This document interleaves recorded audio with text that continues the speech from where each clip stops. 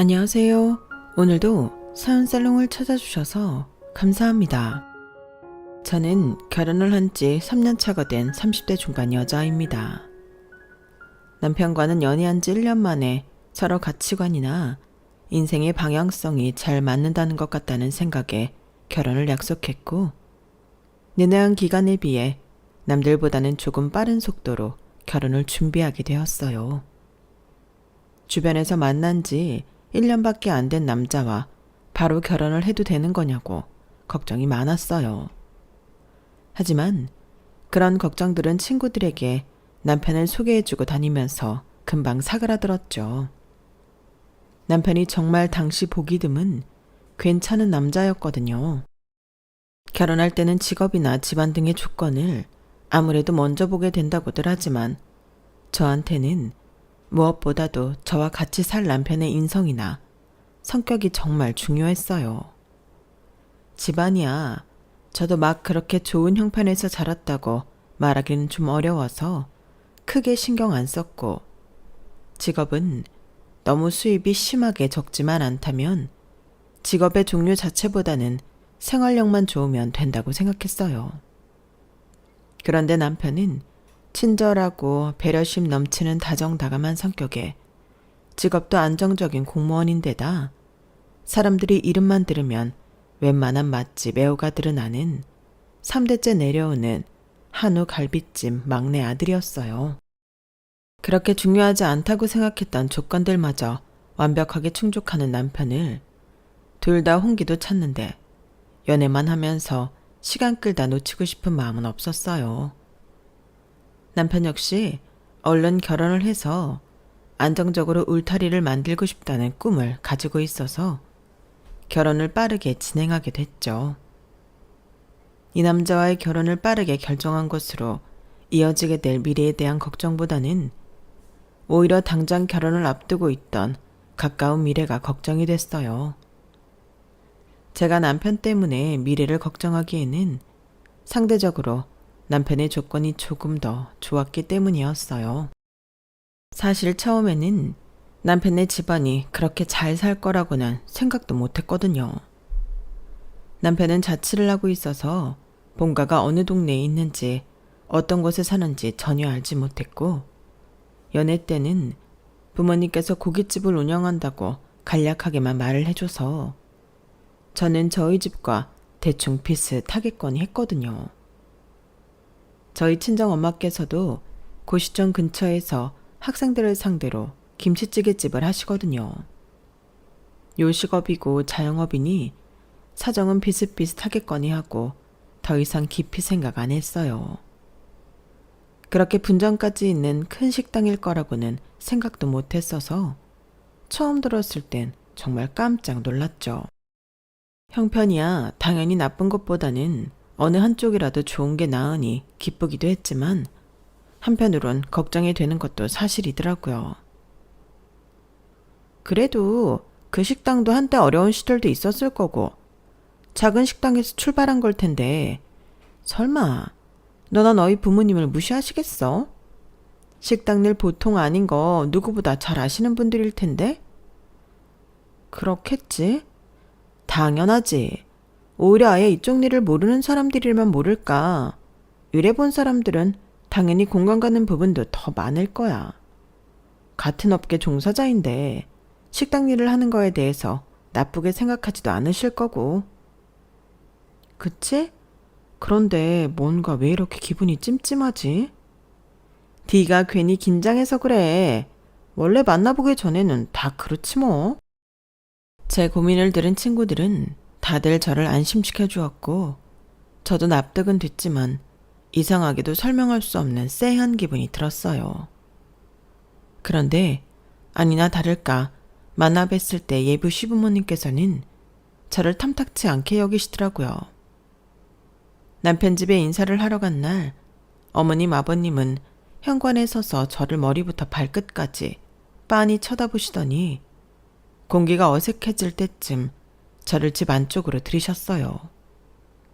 그것부터 기분이 안 좋았는데 결국은 대놓고 제 집안 사정에 대해 캐물으시더라고요. 그래, 얘기 많이 들었다. 어머님 혼자 키우셨다면서? 식당 일 해가면서. 아, 네, 맞아요. 아버님은 어디 계시고 어머님 혼자 키운 거니? 아, 아빠께서는 제가 어릴 때 엄마랑 이혼하셨거든요. 아휴, 에휴. 부모님이 이혼하셨다는 말을 듣더니 다짜고짜 제 면전에다 대고 한숨을 쉬는데 정말 어쩔 줄 모르겠더군요. 내가 진짜 미치겠다. 멀쩡하게 두 부모 같이 사는 집안도 천지고 고생 안 한 부모 둔 애들도 천지일 텐데 어떻게 골라도 이런 애를 골라. 엄마, 사람 앞에 두고 그게 무슨 말씀이세요? 무슨 말이긴. 내가 못할 말했어? 아니, 아가씨가 직접 얘기 좀 해봐요. 내 말이 기분이 좀 나쁠 순 있어도 틀린 말은 하나도 없잖아. 안 그래? 우리 아들 어디 가서 그렇게 꿀리는 조건 아니야. 집에 돈도 어느 정도 있고 직업도 안정적이고 내가 바라는 거 많은 게 아니라 딱 비슷한 수준의 여자 만나서 살길 바라는데 그게 어렵니? 부모가 돼서 아들이 이때까지 데려온 여자 중에 제일 조건 떨어지는 여자랑 결혼하겠다고 하는데 한숨이 나오겠어, 안 나오겠어? 아니, 그래도요. 결혼 이미 하기로 했잖아요. 우리 가족이 되겠다고 온 사람한테 이렇게 무리하게 구시면 어떡해요. 그럼 네가 우리가 이런 태도 안 나오게끔 집안 멀쩡한 사람을 데리고 왔으면 되는 거 아니냐? 이 사람 집안이 뭐가 어때서요? 부모님께서 이혼을 하고 싶어서 하신 것도 아닐 테고 고생스러운 일이라고 하시는데 남들 보기엔 우리도 똑같은 식당 일하는 집안이에요. 조그만 구멍식당이랑 우리랑 같아? 우린 브랜드나 다름없어. 그건 엄마 아빠 생각이고요. 하는 일은 같은데 할아버지 할머니한테 성공한 식당 물려받아서 일하시는 것 뿐이잖아요. 남편이 강하게 제 편을 드니 어머님께서는 더 못마땅한 얼굴로 저를 보셨어요. 난생 처음 겪어보는 대접에 머릿속이 새하얘지더라고요. 분노로 손끝 발끝이 온통 떨리고 저린 느낌이었어요. 남편도 그걸 눈치챘는지 제 손을 꼭 잡아주더라고요. 저랑 결혼할 여자예요. 제가 평생 함께하고 싶어서 데려온 사람이니 엄마 아빠 마음엔 성에 안 찰 수도 있겠지만 존중해 주세요. 남편이 똑부러지게 이야기하니 시부모님도 더 이상은 왈가왈부 못하시더라고요. 죽도록 어색한 공기 속에서 밥이 입으로 들어가는지 코로 들어가는지 모를 식사를 겨우 하고 집으로 가는데 눈물이 핑 돌았어요. 내가 이런 대접받으면서까지 결혼해야 하나? 자존심도 무척 많이 상했고요. 결혼해서 남편과 행복하게 살 미래만 꿈꾸고 있었는데 이렇게 시작부터 환영받지 못한다면 차라리 결혼을 하지 않는 게 서로를 위해서 좋지 않을까 하는 생각까지 들었어요.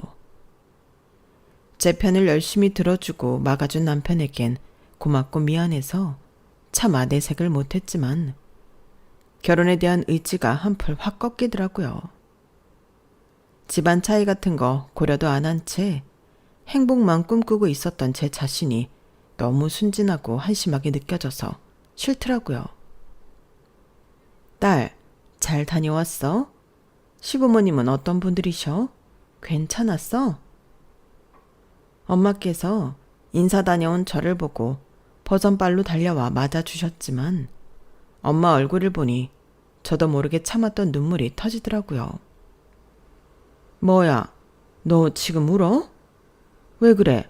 별로였어? 아니, 나 그냥 결혼 안 할까 봐요, 엄마. 갑자기 그게 무슨 소리야? 가서 무슨 일 있었구나. 그치? 아니에요. 그냥 생각보다 결혼이라는 게 복잡한 것 같아서 안 하고 싶어졌어. 둘러댄다고 한 소리였지만 진심이기도 했어요. 갑자기 이런 모든 갈등 요소들을 극복하고 결혼해야 된다고 생각하니 그렇게까진 하고 싶지 않더라고요. 저를 면전에 대고 모욕한 분들을 시부모라고 대접하며 모셔야 하는 것도 싫었고요. 자존심이 제대로 상해버렸던 거죠. 혼자서 뼈 빠지게 고생하며 저를 열심히 키워주신 엄마께도 못할 짓이라는 생각이 들었고요. 엄마께서는 가만히 저를 안고 토닥거려 주시더니 등짝을 한 대 짝 때리시더라고요. 아, 엄마, 갑자기 뭐해요? 결혼을 복잡하다고 안 하겠다는 사람이 어딨어. 네가 그렇게 좋다고 한 사람인데 잡아야지.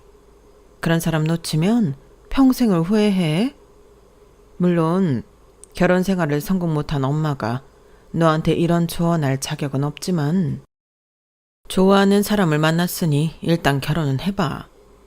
엄마는 젊었을 때 만났던 성격 잘 맞았던 남자, 결혼 목전에 두고 놓친 거 아직까지도 꿈에 나올 정도로 후회해. 그때 그 사람이랑 결혼했다면 이혼 안 하고 잘 살았을까 하고. 그러니까 후회를 하더라도 결혼은 해보고 후회해. 너 지금 그 사람 놓쳐서 그 사람이 다른 여자랑 행복하게 가정 꾸리고 사는 거 아무렇지도 않게 보고 살아갈 자신 있어? 아니요. 그래. 무슨 일이 있었는지는 모르겠지만 엄마는 내가 이 결혼했으면 좋겠어. 살다 보면 내 마음에도 들면서 그렇게 경제력도 있고 안정적인 남자는 만나기 정말 힘들어. 엄마가 어떻게든 너 결혼 생활 힘들지 않게 도와줄 테니까 우리 딸은 불안해하지 말고 앞만 보고 가. 알았지?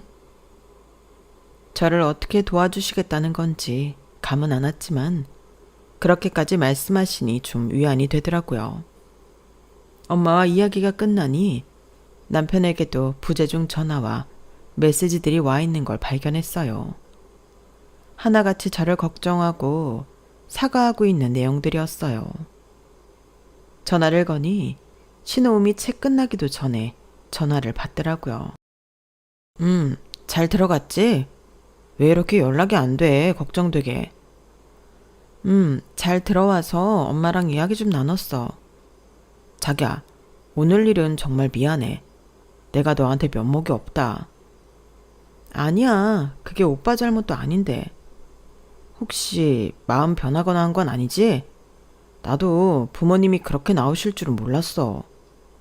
다시는 이런 일 없도록 할 테니까 혹시 다른 마음 먹었다면 그러지 말고 나 믿어주라. 어? 나 정말 너 놓치기 싫어. 내내 제 손을 잡고 편을 들어준 것도 고마웠는데 집에 와서까지 제 마음을 살펴주는 남편을 보니 또 마음이 조금씩 풀리더라고요. 엄마가 하신 말씀대로 살면서 다시는 이런 사람을 만나기는 힘들 거란 확신이 들었고 저야말로 놓치지 말아야겠다는 생각이 들었어요. 날 놓치긴 왜 놓쳐. 오빠나 나 놓치지 마. 오늘 마음이 좀 상하긴 했어도 시부모님 마음이 아예 이해가 안 가는 건 아니니까. 날 좋게 보실 수 있게끔 내가 앞으로 노력을 하면 나아지시겠지. 그렇게 말해줘서 고마워. 난 당신이 우리 엄마 아빠 때문에 나랑 결혼 안 하겠다고 할까봐 너무 무서웠어. 오늘 일은 나도 미처 예상 못했고 부모님 그런 모습은 처음 봤어. 나도 오늘 어떤 건지 생생하게 체험했으니까 다신 이런 일 없도록 중간에서 힘 많이 쓸게. 나 믿어주는 거지? 믿지. 그러니까 결혼하고 싶은 거고. 그렇게 인사날 받았던 혼란스러움과 충격은 엄마와 남편의 애정어린 도움으로 잘 추스러졌어요. 그렇게 결혼 준비가 막바지를 향해 나아갈 때쯤 상견례를 하게 됐어요. 이미 한번 당한 게 있다 보니 너무 긴장이 많이 되더라고요. 아니나 다를까 시부모님은 혼자 오신 저희 엄마를 살갑게 대해준다든지 친절한 태도로 대해주진 않으셨지만 적어도 제가 인사를 드리러 갔을 때처럼 대놓고 무시하는 태도는 아니시더라고요. 대신 식당 일이라는 공통분모가 있어서인지 자꾸 그쪽 얘기를 꺼내셨는데 그거야 어쩔 수 없는 대화 주제란 걸 알면서도 묘하게 저는 불편하더라고요. 은근히 시댁에서 운영하는 식당과 저희 엄마께서 운영하는 식당이 차이가 크다는 식으로 말씀하신다든지 듣다 보면 정확히 짚어낼 수는 없어도 기분 나쁜 구석들이 있게끔 자꾸만 차별을 두고 말씀을 하시더라고요. 솔직히 식당 일이 거기서 거기지 본인 식당만 대단하다는 듯이 말씀하시니 다시 결혼에 대한 마음이 확 식었어요. 엄마께서 혹시나 상처를 받지는 않으셨을까 내내 걱정이 되기도 했고요. 상견례가 끝나고 돌아가는데 아니나 다를까 평소 수다스러운 저희 모녀 사이에는 약간 침묵이 흘렀어요. 제가 아무 말 없이 가만히 있으니 엄마께서 제 손을 꼭 잡아주시더라고요. 맞잡은 손이 그날따라 유독 차가워서 마음이 쓰라렸어요. 사돈댁 처음 만나는 자리라고 긴장하던 엄마의 모습과 은근히 엄마를 낮추고 후려치던 시부모님의 발언이 있을 때마다 미세하게 굳어지던 엄마의 모습이 대조되면서 문득 서러움이 밀려오더라고요. 이 결혼을 이대로 진행했다가는 나중에 저와 엄마에게 더 큰 상처로 돌아오는 건 아닐까 걱정도 들었어요. 엄마께서도 같은 부분에 대해 걱정을 하셨는지 제게 물어보시더라고요. 시부모님께서 잘해주시지. 무슨 말씀을 하시려고 한참 뜸을 들이는 모습을 볼 때부터 진작에 눈치를 채긴 했지만 막상 그 질문을 직접 들으니 너무 속상함이 밀려왔어요. 엄마, 왜 그런 걸 물으세요? 아니, 혹시나 우리 딸 시집살이 하면 안 되니까 그렇지. 오늘 보니까 그래도 시부모님이 너한테는 그럭저럭 잘 대해주시는 것 같던데 엄마가 제대로 본 게 맞아? 재차 확인하시듯 물으시는데 엄마께서도 말씀은 안 하셔도 오늘 상견례가 제법 속상한 자리였던 걸 확인받는 것만 같은 기분이 들었어요. 물론 부모님이 소중하지 않은 사람은 없겠지만 저는 가족이 친정 엄마뿐이라 그런지 남들보다 좀 애착에 유별나거든요. 이렇게 엄마 속을 상하게 하면서까지 결혼을 해야 하나 순간 그런 생각이 들더라고요. 엄마, 걱정되면 나 결혼하지 말까? 그냥 평생 엄마랑 살까 봐. 얘는 무슨 그런 소리래. 엄마도 이제 자유롭고 싶거든. 얼른 결혼해서 예쁜 손주도 안겨주고 해야지. 이상한 소리 말고 결혼해. 왜 갑자기 실없는 소리야? 엄마 신경 쓰여서 그래? 그냥 엄마 아까 좀 기분 그랬을까 봐. 뭐 그렇게 큰 식당 운영하시는 분들이니 작은 식당 운영하는 게 탐탁지 않을 수 있지. 난 자식 가진 부모로서 그 마음 충분히 이해한다. 조금이라도 더 나은 집에 자식 보내고 싶은 게 부모 마음이잖니. 그래도 저 정도면 많이 신사적으로 대해주신 편이야.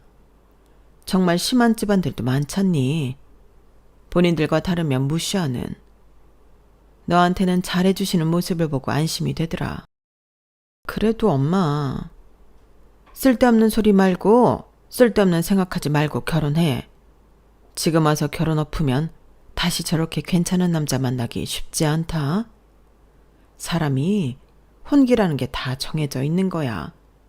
결혼할 나이 돼서 결혼할 만한 사람이랑 만나고 있는 게 얼마나 큰 축복인데. 엄마는 신경 쓰지 말고 행복하게 살 생각이나 해. 엄마는 그렇게 말씀하시고는 저를 꼭 안아주셨어요. 완전히 마음이 편안하지는 않았지만 그래도 위로가 되더라고요. 엄마는 너만 행복하면 돼. 그럼 더 바랄 게 없어. 엄마의 배려와 위로 덕분인지 그 다음부터는 결혼 준비가 꽤 순조로웠어요. 상견례 이후로는 아무리 노력을 해도 시댁 쪽에 마음이 열리지 않았지만 걱정했던 것과는 달리 시부모님은 결혼 준비 과정 내내 저희 부부에게 일절 터치하지 않으셨어요. 그렇게 결혼을 하고 나서도 이상 하리만치 평화롭더라고요. 여보, 근데 있잖아. 어머님 아버님 말인데 생각보다 별 말씀 없으시네? 그게 무슨 말이야? 아니 실은 처음에 내가 인사드리러 갔을 때도 그렇고 상견례 때도 그렇고 나나 우리 집안 배경에 대해서 못마땅해 하시는 것 같아서. 솔직히 결혼하면 시집살이 어느 정도 할 건 각오했었거든. 그런데 별로 뭐라 안 하시는 것 같아서. 내가 약속했잖아. 다시는 그런 일 없게 하겠다고. 결혼 전에 부모님한테 단단히 말씀드렸어. 혹시나 당신한테 상처될 말 같은 거 하시면 나 그냥 평생 결혼 안 하고 혼자 살겠다고. 내 아내도 누군가의 귀한 자식이니까 귀한 대접해달라고. 그래야 나도 장모님 뵐 면목 있고 행복하게 살 수 있다고. 그랬더니 존중해주겠다고 하시더라. 그랬구나. 어쩐지. 고마워, 여보. 고맙긴 당연한 건데. 결혼 생활이 생각보다 편했던 이유가 남편이 중간 역할을 잘해줘서였다는 건 결혼 2주년 때쯤에 알게 됐어요. 결혼한 주변 지인들 이야기를 들어보면 남편이 중간 역할을 못하는 바람에 안 겪어도 될 시집살이까지 겪는 분들이 허다하던데, 저도 모르는 사이에 시집살이를 면제당하고 있었을 정도로 남편이 그동안 중간 역할을 잘해줬다고 생각하니 너무 고맙고 감동적이더라고요. 참 복받았다 싶었죠. 그런데 그 감동은 오래가지 않았어요. 엄마, 저 지금 집 앞인데 집에 계세요? 오랜만에 친정 근처에 갈 일이 생겨서 약속이 끝나고 본가에 잠깐 들리려고 엄마께 연락을 드렸어요. 그런데 뭔가 주변이 시끌벅적 하더라고요. 엄마 지금 일하는 중이야. 먼저 들어가 있을래? 아니에요. 잠깐 엄마 얼굴 보려고 온 거라 올해는 못 있어요. 근데 엄마, 무슨 일? 가게 정리했잖아요. 친정엄마께서는 제가 결혼하고 1년이 지나서 가게를 파셨어요. 자식 결혼하는 것도 봤으니 이제는 좀 쉬면서 남은 인생을 즐기고 싶다고 하셨거든요. 그때는 한참 가게가 이제 막 잘 되고 있을 때라 아깝고 아쉬운 마음이 정말 컸어요. 제가 결혼하기 직전쯤 당시에 TV에 나오던 유명한 요식업 대부가 저희 엄마 가게에 다녀가서 극찬을 했었거든요. 저희 엄마 가게는 이미 고시촌에서 맛있기로 유명했던 집이라 장사는 꾸준히 잘 되고 있었는데 고기도 푸짐하고 국물도 진한데 엄마께서는 공부하는 학생들에게 파는 음식이라며 합리적인 가격에 장사를 하고 계셨거든요. 그런 점이 널리 알려지다 보니 금방 더 유명해지셨고, 안 그래도 아름아름 장사가 잘 되던 집이 사람을 여럿 고용하지 않으면 안 될 정도로 잘 되기 시작했어요.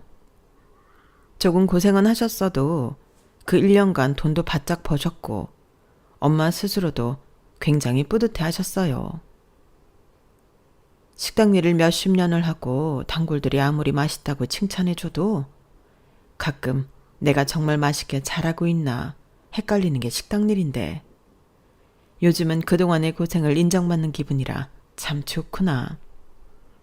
그러게, 엄마 음식 정말 맛있다고 했잖아요. 언젠가는 잘 될 줄 알았다니까. 이러다 엄마도 분점 같은 거 내는 거 아니에요? 아우, 분점은 무슨. 엄마 지금 사람들 고용해서 쓰는 것만 해도 머리 아파 죽겠다. 그렇게 복잡한 건 못해. 조금만 더 버텨보고 벌만큼 벌면 손 떼려고 한다. 자식 결혼도 시킨 마당에 그렇게 크게 돈 벌 이유도 욕심도 없어. 요새 들어 일이 많아져서 그런지 안 쑤시던 허리나 손목 같은 데도 많이 쑤셔서 무리는 하지 않으려고 해. 아, 네 엄마, 무리는 하지 마세요. 건강이 최고예요. 엄마 하는 일이 잘 돼서 너무 좋지만 건강 망치면 다 도루묵이니까요. 그래, 이해해줘서 고맙구나. 한참 잘 되고 있을 때 곧 장사를 접을 거라는 이야기를 들으니 많이 아쉽긴 했지만 엄마 말씀대로 이제 더 이상 고생은 좀 그만하셨으면 싶기도 했어요. 작은 식당이지만 그동안 운영하신다고 고생하는 것도 여러 번 봐왔고 요새는 부쩍 나이가 들어 힘들다고 자주 말씀하셨었거든요. 식당은 레시피랑 함께 오래 일해주신 분께 넘긴 걸로 알고 있어요. 가게가 워낙 유명해져서 그냥 영업을 종료하는 것보단 그게 낫다고 하시면서요. 그 뒤로는 따로 일을 하고 있다고 들은 적이 없었는데 갑자기 일을 하신다고 하니 적잖이 당황스러웠죠. 응, 엄마 그냥 단기로 하는 일 하고 있어. 집에서 쉬기만 하면 뭐하니? 혼자 있기도 적적하고 해서. 아, 그래요? 그럼 말을 하지. 난 엄마가 일하는 줄도 모르고 있었네. 일하는 곳이 어딘데요? 잠깐 들렀다 가게. 어? 아니야. 엄마 지금 바빠. 어차피 와도 얘기할 여유 없어. 나중에 시간 잡아서 놀러와. 엄마랑 데이트하자. 잠깐도 못 봐요. 지금 식사 시간도 지난 것 같은데. 얘는 식사 시간에만 바쁜 거 아닌 거 알면서. 일단 끊어봐. 나중에 연락할게. 그러고는 일방적으로 전화가 끊어졌어요. 다시 걸어볼까 생각도 했지만 너무 정신없어 하시는 것 같아서 관뒀어요. 엄마, 근데 요새 어디서 일하세요? 어? 그냥 식당 일. 엄마가 식당 일밖에 할 줄 아는 게 더 있어? 아, 무슨 식당인데요? 그냥 단기로 하는 데라서 가끔 나가는 거야. 나중에 엄마께 근황을 여쭤봤는데 뭔가 속 시원하게 대답해 주는 거 없이 식당 일만 하고 있다고 얼버무리시더라고요. 좀 이상하다 생각하긴 했지만 별로 말씀 안 하고 싶으신가 보다 하고 넘어갔어요. 그런데 얼마 안 있다가 친구에게 이상한 말을 들었어요. 은정아, 잘 지내지? 어머, 오랜만이다. 안 그래도 우리 못 본 지 오래돼서 연락하려 했는데. 아니, 다른 게 아니라 내가 얼마 전에 회사 회식 장소로 우연히 너네 남편 부모님이 한다는 그 갈비집에 갔거든. 근데 거기서 너희 어머니 뵀다? 응? 우리 엄마? 네가 엄마랑 찍은 사진 자주 올리기도 하고 어렸을 때 워낙 너희 집에 놀러 자주 갔으니까 당연히 연세는 좀 드셨어도 알아보거든.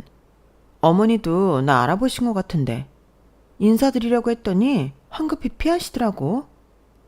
처음엔 그냥 사돈 사이니까 여기서 일하기로 하셨나 생각했는데 그때 어머니 태도 생각하면 아무래도 이상해서. 근데 너 반응 보니 진짜 모르고 있었던 것 같네? 나 이야기하길 잘한 거 맞지? 우리 엄마가 거기서 일하고 계셨다고? 새로 일 구해서 하고 계신 건 줄 알고 있었는데 거기서 일하고 계신 줄은 몰랐어. 그런 것 같아서 얘기해 주려고 전화한 거야. 혹시나 네가 모르고 있으면 아는 게 좋을 것 같아서. 너네 사돈간 사이는 잘 모르지만 그래도 시댁이랑 친정 사이 일인데 예민한 일 아닐까 싶었어.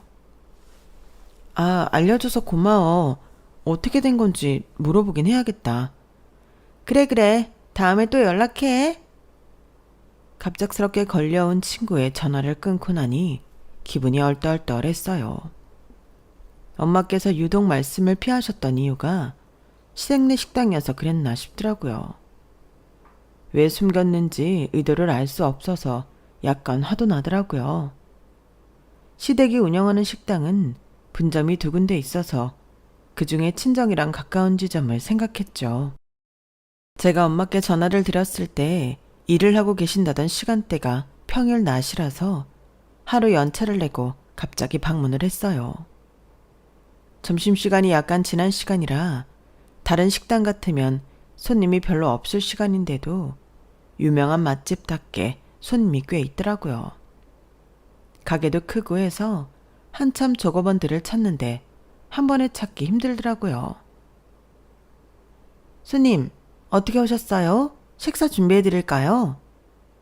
한참을 서성이고 있으니 가게 종업원이 저를 이상하게 보는 것 같아 어쩌다 보니 떠밀려서 자리에 앉게 됐어요. 온 김에 밥이나 먹고 가자 싶어서 점심 메뉴를 주문해서 먹고 있는데 주방에 왔다 갔다 하시는 엄마가 보이더라고요. 아는 척을 하려고 손을 들었는데 갑자기 시어머니가 주방에서 나와서 엄마께 다가가는 게 보였어요. 사돈, 얼른 일 안 하고 뭐해요? 이렇게 계속 농땡이 치면 곤란해요. 아, 참. 농땡이라니. 이제야 겨우 한숨 돌리는데 조금 쉬었다 할게요. 오늘 배추 100포기는 다 담그고 가시기로 했잖아요. 이러면 일당 못 채워드려요? 배추 100포기가 그렇게 쉬운 게 아니에요, 사돈. 아무리 내가 평생을 김치 장사만 했다지만 나이도 있고 혼자 하기엔 양도 많은데 당연히 시간이 걸리죠. 아, 정말 그렇게 양이 많으면 우리한테 레시피를 공유를 좀 하든가. 그렇게 못 알려준다고 난리를 쳤으면 손을 빨리빨리 쓰던가. 이 레시피로 장사하고 있는 사람도 있는데 어떻게 이걸 함부로 알려주겠어요. 이렇게 와서 가끔 도와줄 수는 있어도. 아, 됐어요, 됐어. 알려주기 싫으면 싫다고 하면 되지. 무슨 핑계가 많아. 약속한 100포기는 어떻게든 시간 맞춰서 해주고 가요. 나도 지점도 많은데 더 이상 여기 못 붙어 있으니까. 자, 여기 돈은 주고 갈 테니까 어떻게든 오늘 안으로 100포기 다 담그고 가요. 알겠어요? 친정엄마한테 짜증스러운 얼굴로 갑질을 하고 있는 시어머니를 보니 머리를 한 대 얻어맞은 것처럼 충격을 받았어요. 시어머니는 주머니에서 지갑을 꺼내더니 10,000원짜리 3장을 꺼내서 엄마 가슴팍에 던지듯 주시더라고요. 자, 여기 일당 30,000원. 그리고는 10,000원짜리를 한 장 더 꺼내서 얹어주시고는 이건 사돈이니까 특별히 10,000원 보너스 얹어드린 거예요. 내가 사돈이라고 많이 챙겨드리는 거 알죠? 그러니까 손 좀 빠릿빠릿하게 알아서 말 안 나오게 좀 잘합시다. 네? 거기까지 보니 정말 참을 수 없이 화가 나더라고요. 옆자리 손님까지 흠칫 놀라 쳐다볼 정도로 수저를 탁 소리나게 내려놓으니 뭔가 이상함을 느꼈는지 시어머니와 친정엄마의 눈길이 제게로 쏠렸어요. 윤정아, 윤정이니? 엄마의 당황한 목소리와는 달리 시어머니께서는 뻔뻔하게도 팔짱을 끼시더라고요. 저도 모르게 벌떡 일어나서 시어머니께 다가갔어요. 어머님, 지금 저희 엄마 불러다가 뭐 하시는 거예요? 배추 100포기 김장에 일당 30,000원이요? 요즘 최저시급도 그렇게는 안 쳐줘요. 지금 장난하세요? 뭐? 장난? 김장 빠릿빠릿하게 하면 3시간이면 하지. 거기다 내가 보너스 10,000원까지 얹어줬는데 장난? 너 내가 장난으로 식당 여기까지 키운 사람으로 보이니? 어머님이 키우신 게 아니라 아버님 쪽 부모님들이 키운 식당이시잖아요. 겨우 이까지 식당 몇 개 갖고 있다고 사람 이렇게 무시하셔도 돼요? 어머님이 무시해봤자 저희 엄마도 TV에 나온 맛집 운영하던 사장님이에요. 그러니까 어머님도 저희 엄마한테 김치 부탁하신 거 아니에요? 그래, 니네 엄마 김치 맛있는 거 나도 인정해. 근데 치사하게 장사도 접은 마당에 사돈끼리 레시피 공유를 안 해주시지 않니? 그럼 어떡해? 직접 와서 담가주셔야지. 내가 협박한 것도 아니고 다 니네 엄마가 동의해서 모셔온 건데 왜 나한테 난리니? 너희 엄마 고생시키기 싫으면 설득해서 레시피 달라 해. 그럼 나도 걸맞게 대접할 테니까. 본인이 자체해서 김장하러 오겠다고 한 걸 누가 말려? 저희 엄마가 레시피 달라고 하면 줘야 해요? 왜 이렇게 멋대로세요? 그리고 레시피를 주든 안 주든 사돈 사이에 저희 엄마한테 이러시면 안 되죠. 왜요? 결혼 전에는 작은 식당 운영한다고 무시하시더니 저희 엄마 가게가 잘 되니까 이제 좀 달라 보이세요? 어머님 가게가 아무리 잘 된다고 해도 이러는 건 아니죠. 야, 네 말대로 그 가게도 잘 됐으니까 내가 관심 가져주는 거지. 그 전에 뭐 있어? 그냥 고시촌에서 저렴하게 팔아서 잘 되는 집 정도였는데 내가 너나 니네 엄마를 어떻게 존중해? 식당이라고 다 같은 식당인 줄 알아. 식당도 다 품격이란 게 있는 거야. 존중받고 싶으면 존중받을 만한 좋은 식당을 하던가. 와, 그때의 기분은 정말 이루 말할 수가 없었어요. 은근히 무시한다고는 생각했지만 저 몰래 엄마를 데리고 와서 이렇게 푸대접하며 일을 시키고 계실 줄은 정말 꿈에도 상상 못했거든요. 저도 그랬으면 안 됐지만 시어머니의 본색이 드러나는 순간 엄마에게까지 원망이 날아가더라고요. 엄마는 왜 이런 데 와서 이러고 있어? 시어머니한테 뭐 빚졌어? 왜 아무 말도 못하고 이러고 있는데? 엄마, 이제 고생하기 싫어서 식당 관둔 거잖아요. 배추 100포기? 그걸 어떻게 혼자서 하루 만에 다 해? 그러다 병나면 어머님이 책임져 주신대요? 돈을 많이 챙겨주는 것도 아닌데 그 푼돈 벌자고 이러는 거야? 아니잖아. 왜 여기서 이 고생을 하고 있는 건데요? 친정엄마께서는 제 외침을 묵묵히 듣고 있다가 차마 입이 안 떨어지시는지 한참 뒤에야 겨우 대답을 하셨어요. 너한테만 안 그러면 됐다, 나는. 네? 너희 시어머니가 어떻게든 우리 집안 얕보고 싶어 하는데 나한테는 어떻게 해도 좋으니까 너한테만은 그러지 말아달라고 내가 부탁했어. 그랬더니 김치 얘기를 꺼내시더라. 레시피는 못 넘겨도 김장이야 평생 해오던 거니까 해줄 수 있을 것 같아서 내가 다 합의하에 온 거야. 그러니까 나쁘게만 생각하지 말아라. 그걸 어떻게 나쁘게 생각하지 말라는 거예요. 나 때문에 이 고생을 하고 있다는 거잖아요. 나 시댁에 무시받지 말라고. 그래, 네가 이혼 가정에 식당 아줌마 딸로 태어난 게 네 잘못도 아니고 내가 다 못나서 그런 건데 네가 시댁에서 미움받으면 다 나 때문이니까. 너 그런 데저 밖에 하고 싶지 않아서 내가 부탁한 거야. 그러니까 너는 아무것도 모르면 조용히 물러나 있어. 괜히 분란 일으키지 말고. 엄마, 누가 그렇게 해달래요? 나는 엄마가 무시받는 게 더 싫단 말이에요. 얘는 내가 언제 니네 엄마 무시했다고 그래. 엄마 말씀 못 들었니? 난 레시피만 달라고 했는데 너희 엄마가 굳이 와서 김장하시겠다고 그렇게 한 거라니까. 가게 안에 손님이 얼마 없긴 했지만 저라면 누가 저희 대화를 엿들을까봐 걱정이 됐을 것 같은데 가게가 잘 되고 있다는 걸 믿고 있어서인지 시어머니는 참 뻔뻔스럽게 목청까지 높여서 얘기하시더라고요. 그런데 아까까지 제 옆자리에서 식사를 하고 있던 손님께서 갑자기 저희 사이로 오시더니 저희 친정엄마께 인사를 하셨어요. 아니, 가게가 시끄러워서 누구인가 한참 봤더니 땡땡 김치찌개집 사장님 아니세요? 이 집 김치 맛이 거기랑 비슷하다고 생각했는데 사장님 솜씨였다니 역시 제 입맛이 정확하긴 한가 봅니다. 모자를 벗자 익숙한 얼굴에 저희 셋 다 깜짝 놀라서 입이 떡 벌어졌어요. 그분은 저희 엄마 가게가 맛있다고 언급해 주셔서 유명해지게 만들었던 바로 그 요식업계 대부였어요. 음식에 조금만 관심이 있다면 모를 수가 없는 분이셨죠. 제가 전에 찾아뵀을 때 말씀을 못 드렸는데 저도 한때 그 고시촌에서 공부를 했던 적이 있어서 사장님 덕을 많이 봤습니다. 사장님이 돈 없는 학생들에게 워낙 잘해주셨으니까요. 일이 잘 풀리고 나서도 그 맛을 잊지 못해서 은혜 갚으러 간 거였습니다. 그런데 갑자기 사장님이 바뀌고 가게 분위기가 많이 바뀌어서 아쉬워하고 있었는데 이렇게 또다시 뵙게 되네요. 어머 세상에, 그랬구나. 지난번에 오셨을 때 말씀하셨으면 더 잘해드렸을 텐데.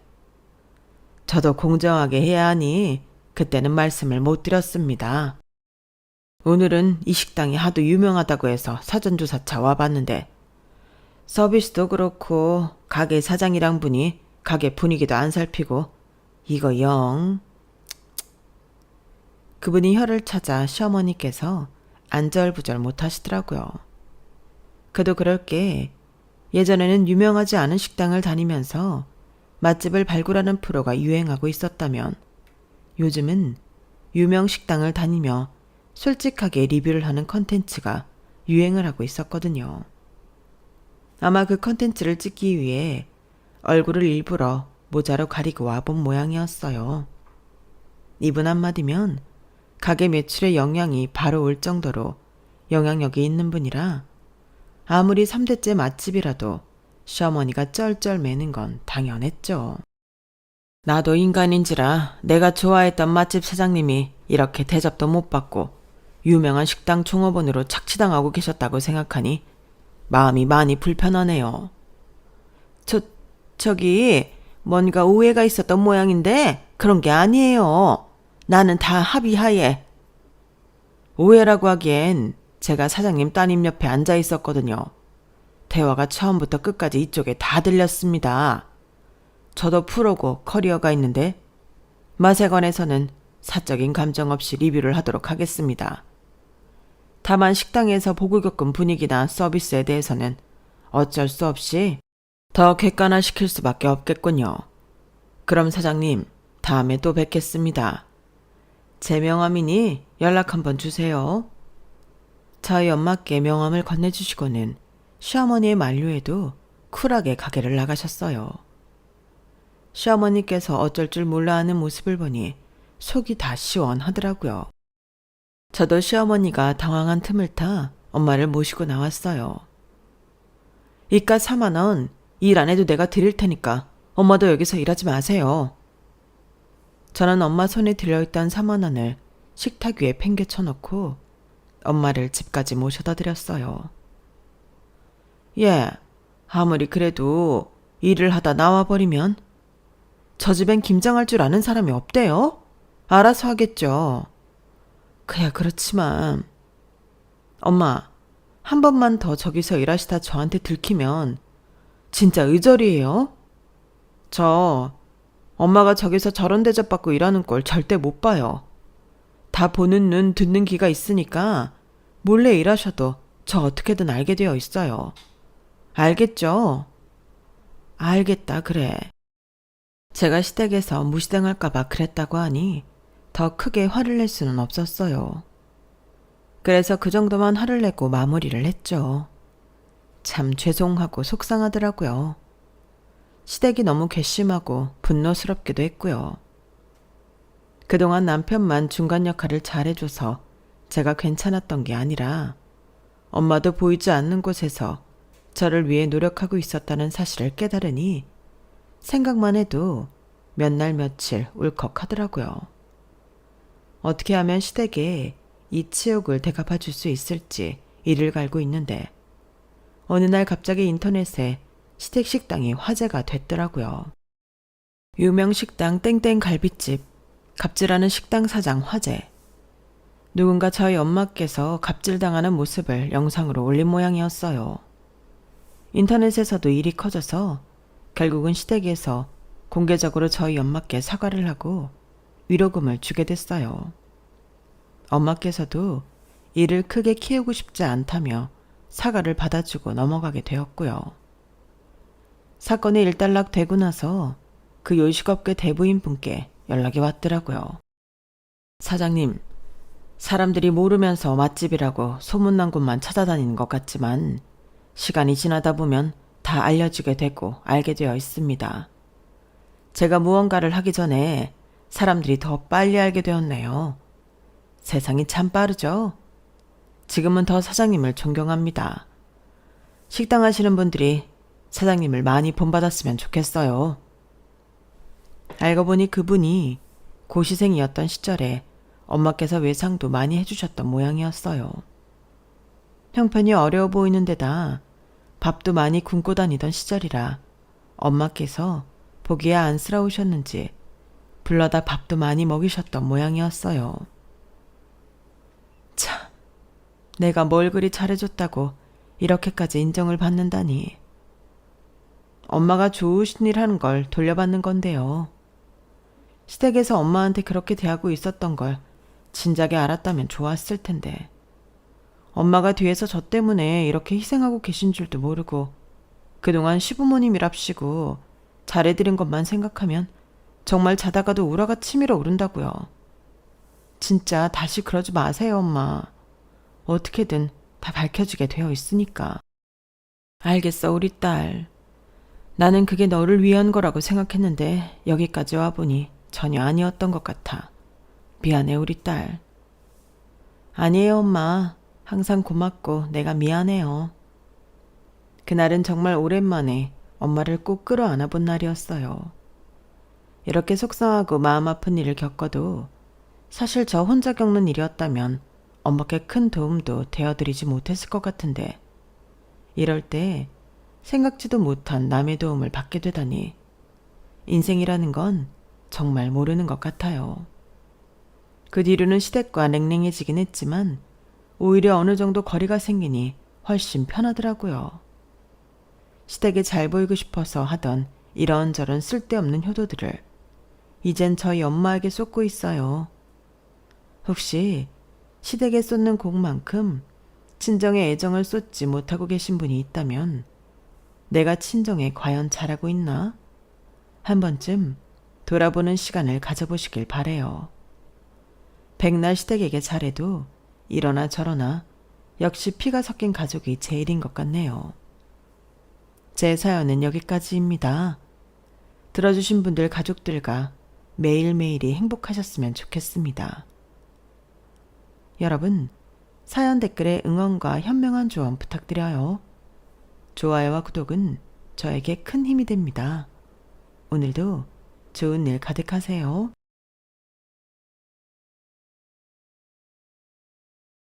안녕하세요. 오늘도 사연 살롱을 찾아주셔서 감사합니다. 지난주 수요일에 있었던 일이에요. 그날은 제 43번째 생일이었어요. 남편을 떠나보내고 맞는 첫 생일이었기에 평소보다 기분이 많이 다운돼 있었어요. 제 남편은 그리 다정한 사람은 아니었어요.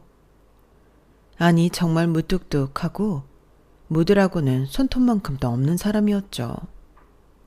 그래서 남편이 살아있었다고 해도 제 생일을 딱히 다를 것도 없었어요. 그런데 예상 못했던 일이 벌어지면서 43번째 제 생일이 평생 잊질 못할 날이 되어버리고 말았지 뭐예요. 남편과 저는 서로에게 그리 호감을 느끼지 못한 상태에서 연애를 시작했어요. 좋아하지도 않는데 연애를 하다니 말도 안 되는 상황이었지만 거기에는 그럴 만한 이유가 있었거든요. 제가 대학을 졸업하고 직장 생활을 시작한 지 1년쯤 되던 무렵이었어요. 춘천에서 태어나 춘천에 위치한 국립대를 나온 저는 태어나서 처음 집을 떠나 혼자 살게 되었어요. 직장 생활도 낯설고 서울 생활은 그보다 더 낯설었죠. 지금도 서울은 집세가 비싸지만 당시에도 제가 살던 지역보다 원룸 월세가 훨씬 비쌌어요. 저희 집이 그리 잘 사는 집도 아닐 뿐더러 갓 대학을 졸업한 터라 학자금 대출금도 갚아야 했기에 구미에 맞는 집을 구할 수가 없었어요. 그래서 부득이 전철역에서 떨어진 후미진 곳에 집을 얻게 되었죠. 그때만 해도 조금 부지런히 걸으면 된다고 안일하게 생각했어요. 그래서 이사하고 한두 달은 다른 건 생각도 않고 출퇴근용으로 발이 편한 신발을 따로 준비해야 하나 어쩌나 그런 고민만 했어요. 그러던 어느 날이었죠. 야근으로 평소보다 조금 늦게 퇴근하게 됐는데 전철역에서 나와 주택가로 들어서면서부터 누군가 쫓아오는 느낌이 드는 거예요. 처음에는 저와 가는 길이 같은 사람인가 했는데 제가 손에 쥐고 있던 키링을 떨어뜨리는 바람에 잠시 멈춰 섰는데 그때 발걸음 소리도 멈추더라고요. 순간 지금까지 느껴보지 못한 극강의 공포를 느꼈어요. 온몸이 얼어붙은 것처럼 꼼짝도 못하겠더라고요. 그런데 그때 마침 제 휴대폰이 울린 거예요. 제 직속 사수였어요. 바로 미래의 제 남편이요. 평소에 워낙 깐깐하게 교육하는 직속 선배라서 이를 박박 갈고 있었는데 그날 남편의 전화는 너무너무 반가웠어요. 그래서 뒷일은 생각도 않고 일을 저질러 버렸어요. 자기야, 벌써 집에 들어간 거야? 난 아직 도착 못했어. 자기도 알지? 우리 집 근처 공원, 거기 지나가는 길이야. 그러자 남편은 어이가 없는지 평소보다 낮은 목소리로 그러더라고요. 김정윤 씨, 술 마셨어요? 내가 누군지 몰라요? 누구긴 내가 세상에서 가장 사랑하는 우리 자기지. 회사에서 하루 종일 보고도 벌써 그리워진 거라? 에이, 몰라. 이 여자가 정말 도대체 무슨... 남편은 갑자기 말을 멈추더니 이상한 낌새를 챘는지 긴장한 목소리로 말했어요. 혹시 옆에 누가 있어요? 그런 것 같아. 누군진 나도 모르겠지만. 떨리는 목소리로 그렇게 얘기를 했더니 남편이 잠시 침묵을 하다가 그러는 거예요. 집에 도착할 때까지 전화 끊지 말아요. 아무 얘기나 계속 지어서 하고. 정윤 씨, 정신 바짝 차리고 혹시라도 그놈이 다가오면 소리 지르면서 달려요. 알았죠? 자기가 그렇게 하라면 해야지. 알잖아. 나 자기가 시키는 거라면 뭐든 열심히 하는 거. 그렇게 대도 않는 연기를 하면서 저는 빠른 걸음으로 걸어갔어요. 다행히 저를 따라오던 사람이 제가 남자친구와 통화 중이라고 생각했는지 더는 따라오지 않더라고요. 그렇게 잔뜩 긴장한 채로 집에 도착하고 나니 온몸에 힘이 다 빠져버려서 현관에 주저앉고 말았어요. 그리곤 집까지 걸어오는 내내 꾹 참았던 눈물이 하염없이 흘러내렸어요. 휴대폰 너머에선 남편이 연신 저를 달래고 있었고요.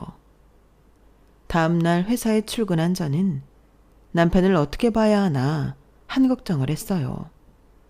그런데 이런 걱정과 달리 남편은 평소와 달리 부드러운 말투로 괜찮냐고 걱정부터 해주더라고요. 지금까지 무서운 호랑이 사수인 줄만 알았던 남편의 또 다른 모습에 놀라기도 했지만 그보다는 고마운 마음이 더 컸어요.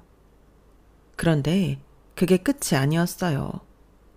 글쎄 앞으로 한동안 퇴근길에 저를 집에 데려다 주겠다고 하는 거예요.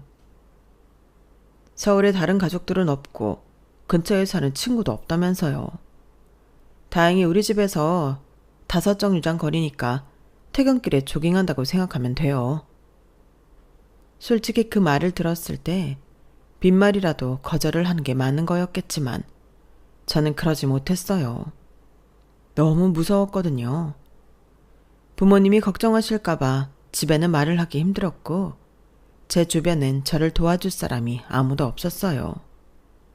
그런 상황에 남편이 내민 손을 어떻게 거절해요. 그래서 덥석 잡은 거죠. 그러면서도 속으로는 살짝 반신반의했어요. 그렇잖아요. 자기 일도 아닌데 하루 이틀도 아니고 어떻게 매일 후배를 집까지 데려다줘요. 분명히 한두 번 하다가 이런저런 핑계를 대고 그만둘 거라고 생각했어요. 그런데 웬걸 3개월이 넘도록 자기가 약속한 대로 저희 집까지 데려다 주는 게 아니겠어요? 그나마도 그만둔 이유가 남편이 귀찮아서 그만둔 게 아니었어요. 저를 쫓아왔던 인간이 제 풀에 꺾여나가 그렇게 된 거죠. 그때 저를 쫓아왔던 사람이 누구였냐면 바로 제 대학 선배였어요.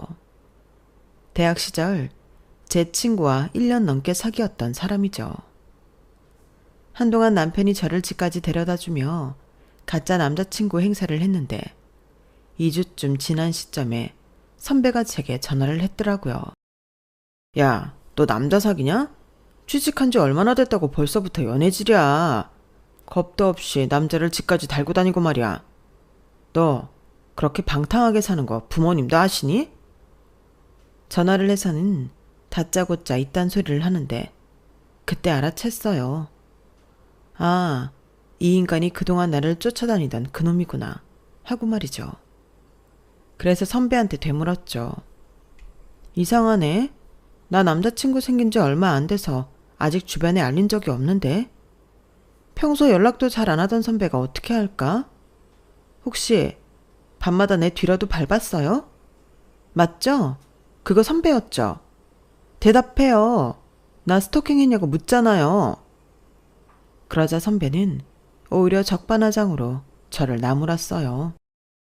이게 늦은 시간까지 남자랑 희덕거리고 다니는 주제에 어디서 큰 소리야. 긴 말할 거 없고 당장 그 자식이랑 헤어져. 딱 보니까 인상도 더러운 게 여자 패고도 남을 놈이니까.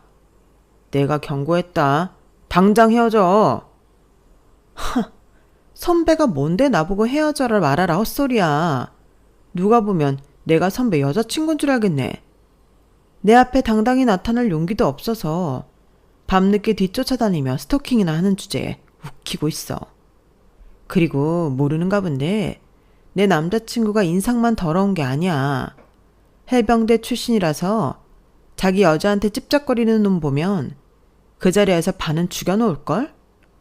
성질이 얼마나 불같은지 선배는 내 남자친구 눈에 띄기만 했다 하면 그날로 이 세상 하직하게 되는 거라고. 한 번만 더 쥐새끼처럼 졸졸 쫓아와봐. 초상 치르게 해줄 테니까. 알았어? 전혀 상상도 못했던 인간이 그동안 나를 불안하게 했던 스토커였다는 사실을 알게 되자 괜히 기분이 우울했어요. 이런 인간을 선배 대접해왔던 게 화가 날 정도로요.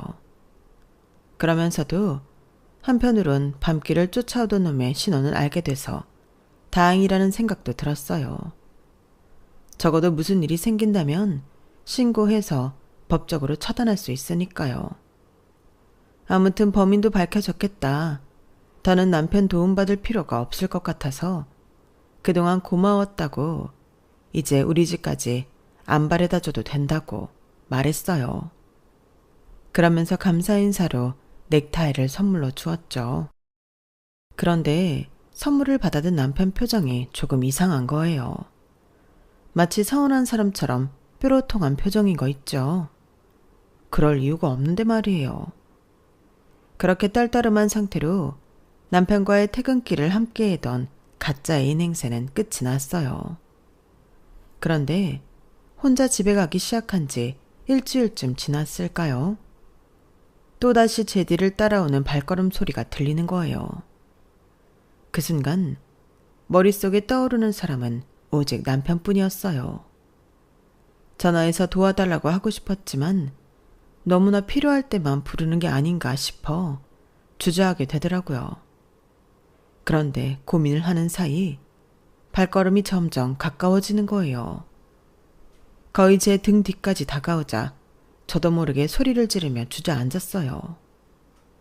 그런데 그 순간 등 뒤에서 퍽 하는 소리가 들리더니 누군가 길바닥에 쓰러지지 뭐예요.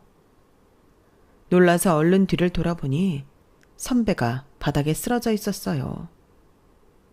그리고 선배를 내려다보며 죽일 듯 노려다보는 제 남편이 보이더군요. 윤대리님, 여긴 어떻게? 그러자 남편이 제 옆으로 다가와 제 어깨를 감싸 안더니 그러는 거예요. 아무래도 자기 혼자만 보내는 게 걱정돼서 따라왔어. 그랬더니 이런 쥐새끼 같은 게 자기 뒤를 따라가지 뭐야. 야, 너 엄살 그만 떨고 안 일어나? 주먹에 비껴 맞아서 아프지도 않잖아. 너 내 주먹에 제대로 맞았으면 그대로 정신 잃었어. 당장 안 일어나?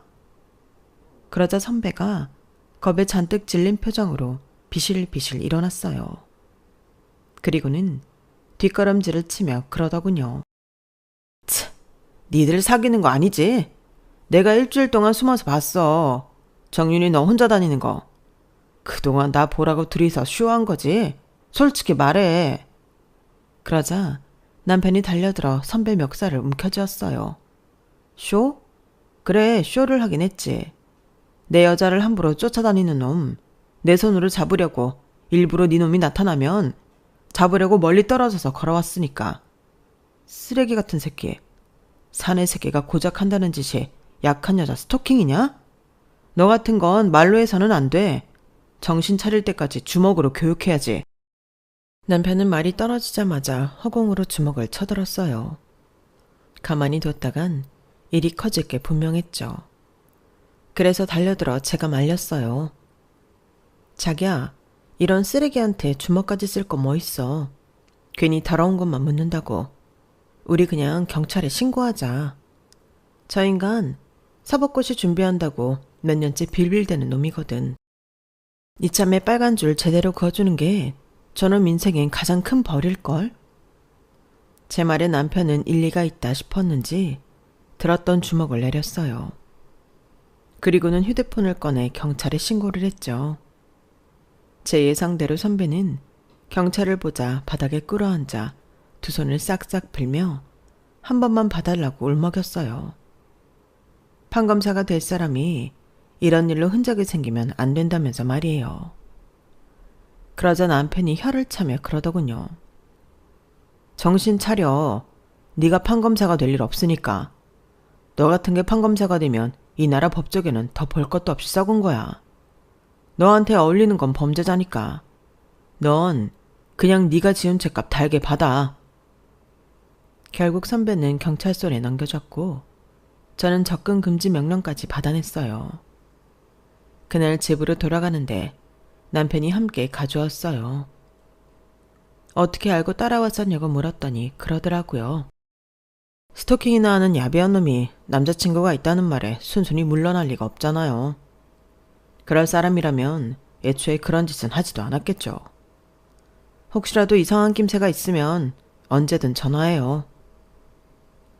고작 직장 선후배일 뿐인데도 남편은 저를 위해 끝까지 최선을 다해 주었어요. 처음 입사해서 직속 사수로 남편을 만났을 때만 해도 나는 사수복이 없다고 생각했어요.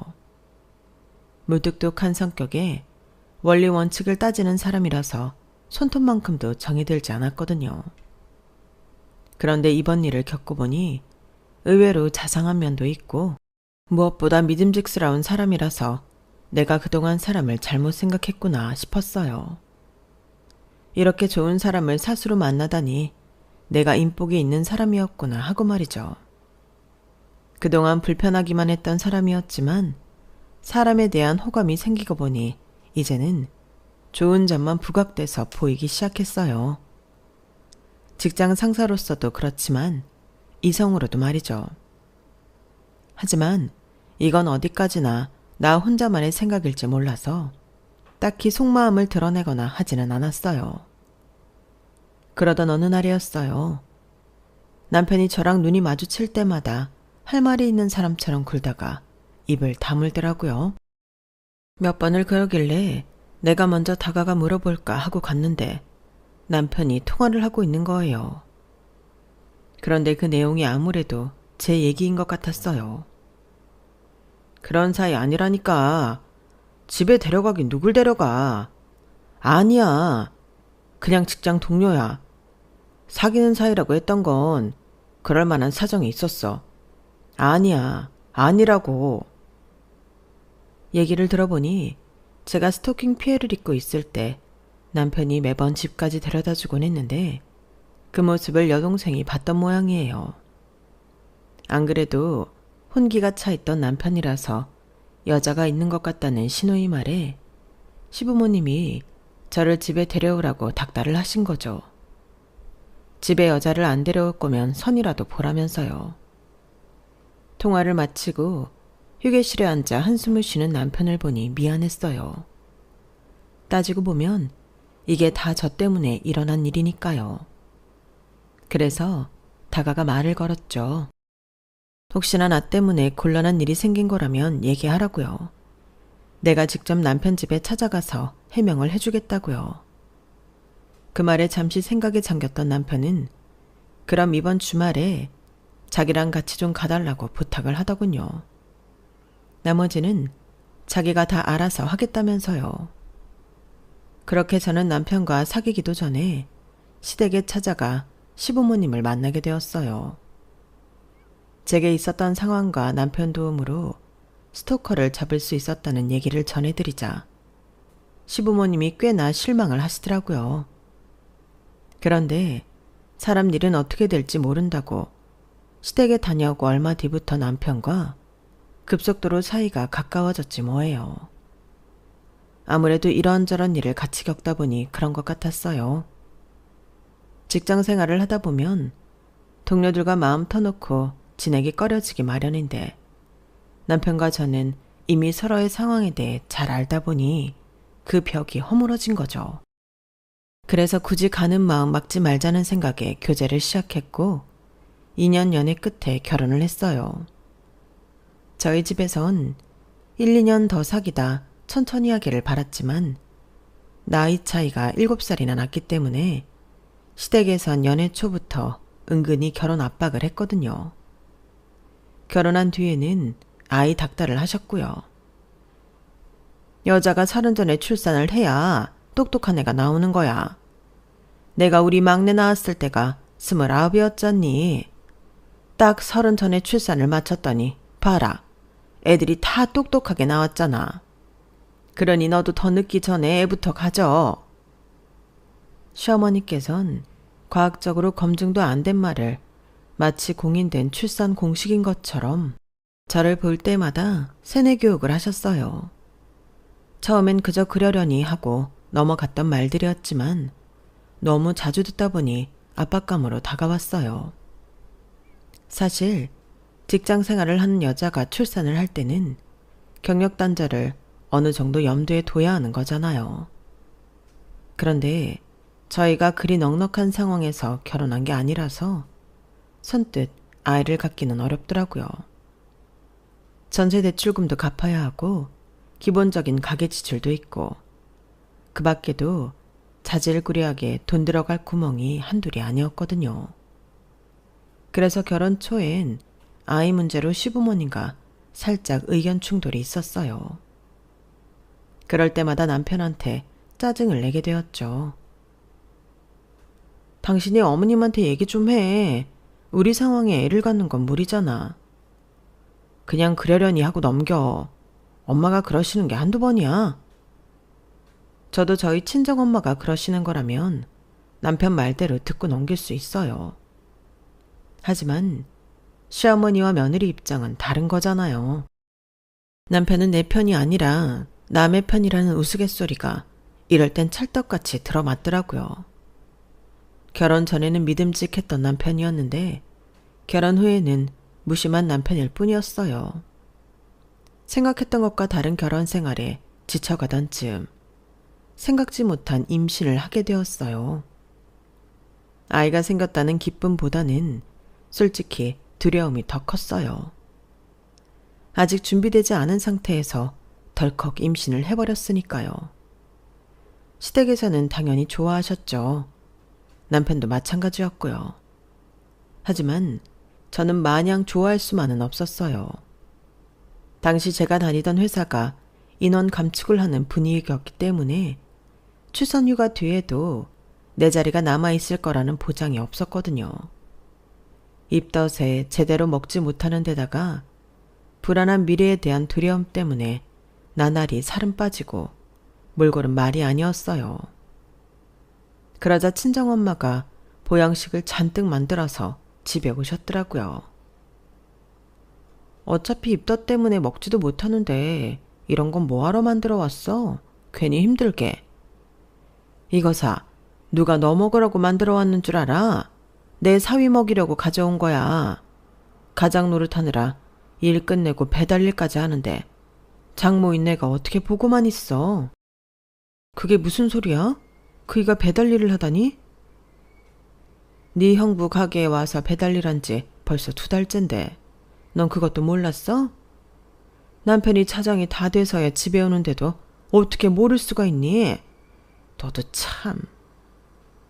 그동안 남편의 퇴근 시간이 늦다는 건 알고 있었지만 야근을 하는 줄 알았어요. 전처럼 같은 부서에서 일했다면 남편 스케줄을 잘 알겠지만 부서가 바뀌는 바람에 전처럼 남편의 일거수일투족을 알기 힘들어진 탓이었죠. 그런데 퇴근 후 아르바이트를 하고 있었다니 머리를 망치로 맞은 기분이었어요. 친정엄마가 돌아가시고 그날 밤 남편이 집에 올 때까지 기다렸어요. 엄마한테 얘기를 들은 후라 그런지 현관에 들어서는 남편이 많이 지쳐 보이더라고요. 자기, 혹시 퇴근하고 배달 일해? 그러자 남편이 잠시 머뭇거리더니 그러는 거예요. 장모님 왔다 가셨어? 엄마가 자기 먹일 보양식 만들어 오셨더라고. 근데 자기야, 혹시 돈 필요해? 아니, 회사 일만 해도 힘들 텐데 아르바이트까지 하니까. 그때까지만 해도 저는 혹시 시댁에 무슨 일이 있나 했어요. 저 몰래 시댁에 보낼 돈을 만드느라 남편이 아르바이트까지 하는 건가 생각했죠. 그런데 당신 출산하고 어떻게 될지 모르니까 미리 대비를 해야지. 그 말을 듣자 순간 눈물이 핑 돌았어요.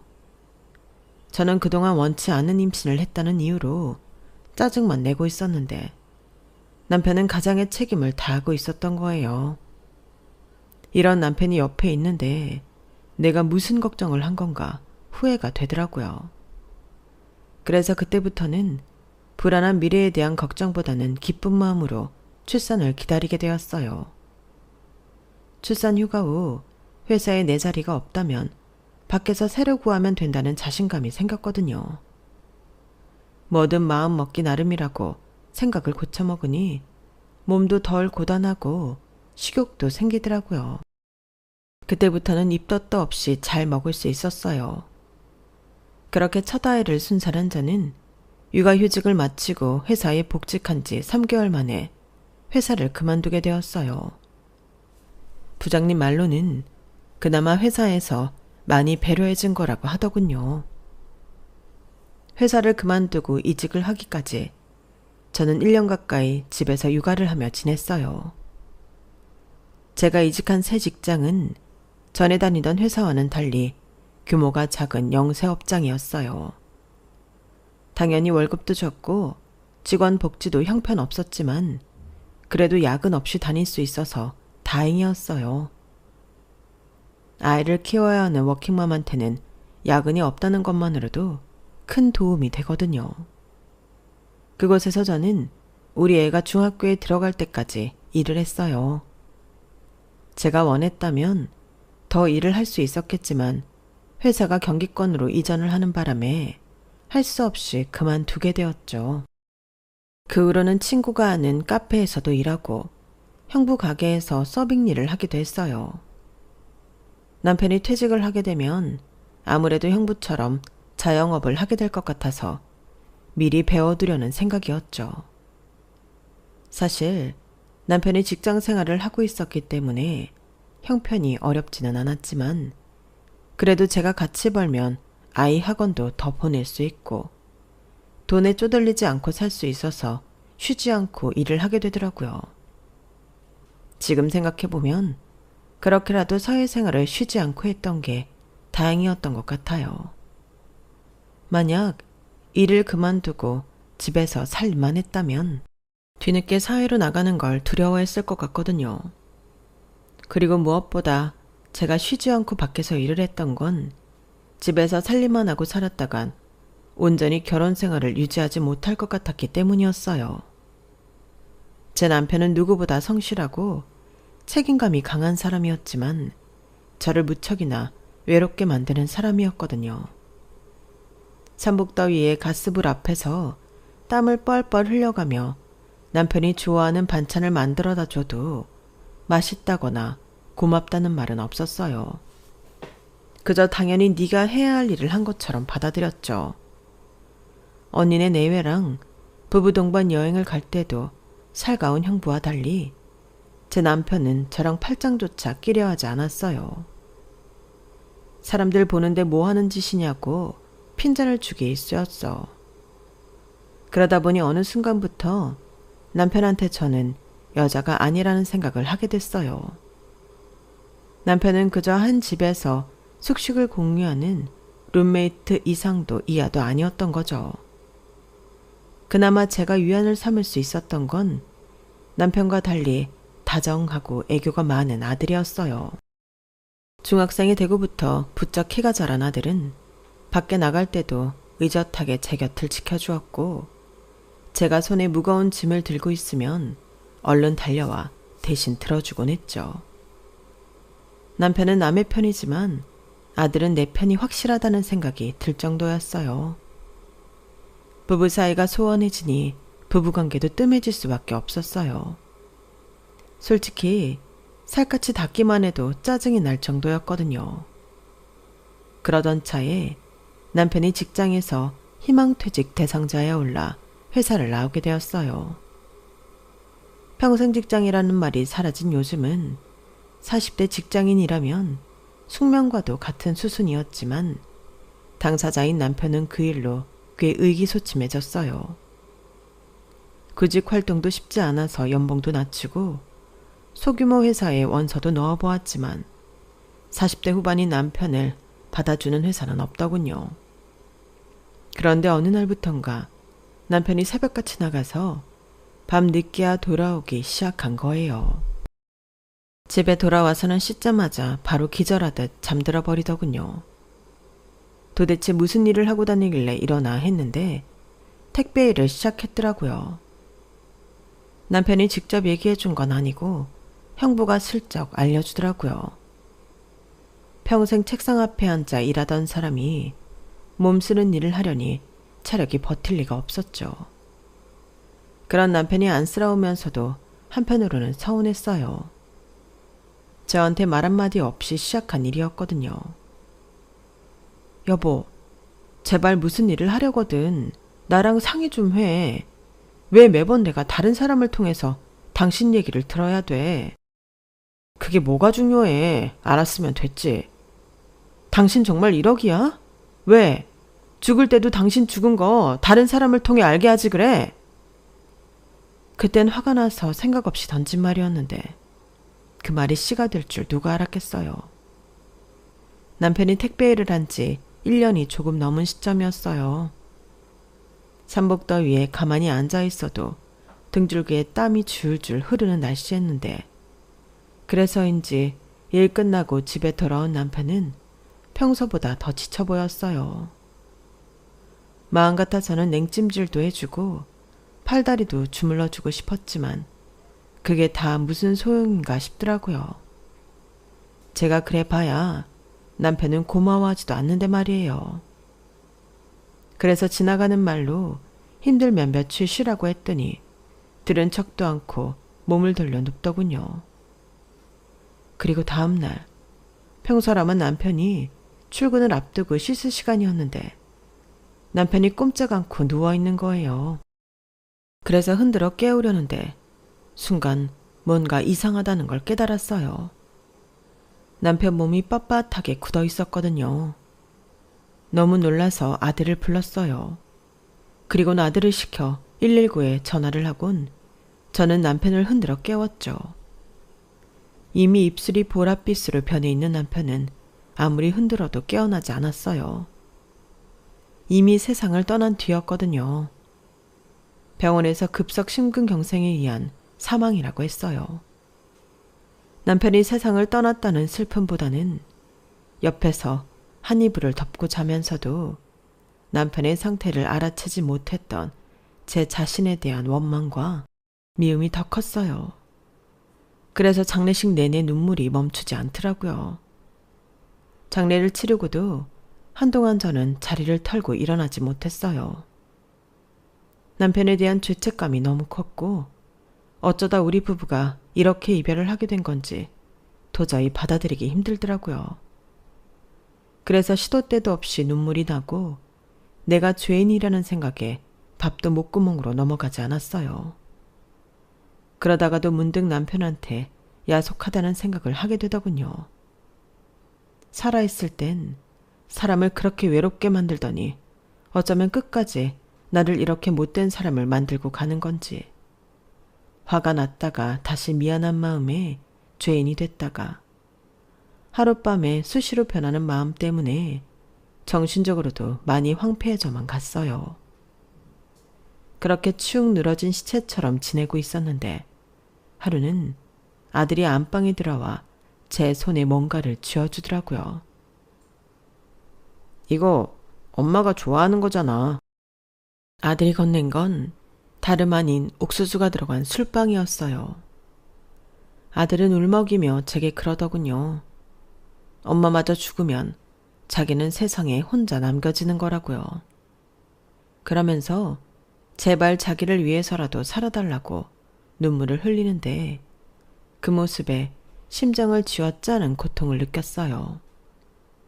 남편도 그렇게 보냈는데 내가 세상에서 가장 사랑하는 우리 아들까지 고통 속에 살게 할 수 없다는 생각에 그 길로 자리를 털고 일어났어요.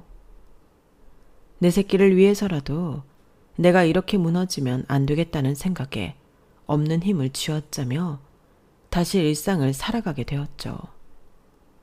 남편 앞으로 나온 사망보험금에 은행에 넣어두었던 남편 퇴직금을 합해 도시락집을 차렸어요.